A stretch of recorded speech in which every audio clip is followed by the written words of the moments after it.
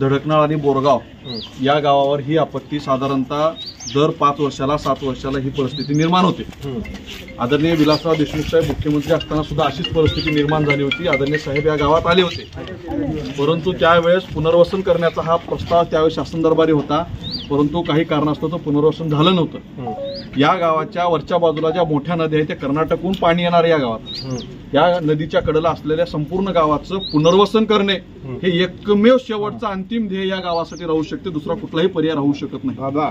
या गावामधल्या प्रत्येकाच्या घरामध्ये असलेलं सोयाबीन गेलं, असलेलं पशुधन साधारणतः 26 पशुधन या गावातले वाहून गेले आणि 190च्या आसपास शेळ्या टोटल, कुणाच्या 2 गेल्या असतील, कुणाच्या 70 गेल्या असतील, कुणाच्या 25 गेल्या असतील, साधारणतः एवढ्या शेळ्या वाहून गेल्या।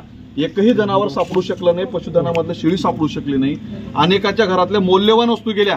एक माऊली तर पुण्याला गेली होती, तिच्या लेकीचं सोनाचं गटोडा आणून कुठंतरी थोडंफार सोनं होतं घरात ठेवली होती, पण ते गटोडं सुद्धा गेलं।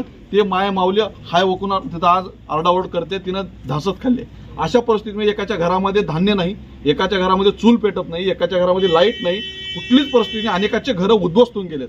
अशा परिस्थितीत आम्ही आज माननीय उपजिल्हाधिकारी आणि तहसीलदार साहेबांना सुद्धा आम्ही आपलं निवेदन दिलं आणि त्यांना सांगितलं की आम्ही या गावामधल्या प्रत्येक घरातल्या पशुधनाच्या पोटी 50,000 रुपये म्हशीला द्यावेत, 10,000 रुपये शेळीला द्यावेत, ज्यांच्या घरातलं नुकसान झालं अशा लोकांना 10,000 रुपये नगदी द्यावेत आणि 15 दिवसाचं धान्य त्यांना कुठल्याही तात्काळ परिस्थितीमध्ये आज संध्याकाळपर्यंत त्यांच्या घरी पोहोचावं आणि 4 दिवसामध्ये लाईट चालू व्हावी। ज्या लोकांचे वाहनं वाहून गेलेत, ज्या लोकांचे ट्रॅक्टर पलटी झाले, ज्या लोकांचे टेम्पो गेलेत, अशा लोकांना सुद्धा कुठल्या कुठल्या योजनेतून हे मदत करावी आणि कुठल्याही परिस्थितीमध्ये या गावचं बऱ्या अंशी पुनर्वसन करणं हे अंतिम ध्येय या 2-3 गावचं राहणार आहे। ते करावं, आमची एवढी माफक अपेक्षा महाविकास आघाडीच्या वतीने